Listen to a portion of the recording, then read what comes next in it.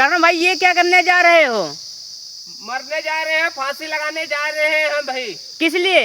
वो हमको follow like share नहीं करते हैं, हमको सपोर्ट भाई लोग नहीं करते हैं, इसलिए हम फांसी लगाने जा रहे हैं। हम तो सब गांव के कह रहे हैं तुम बोझ हो एक धरती पे।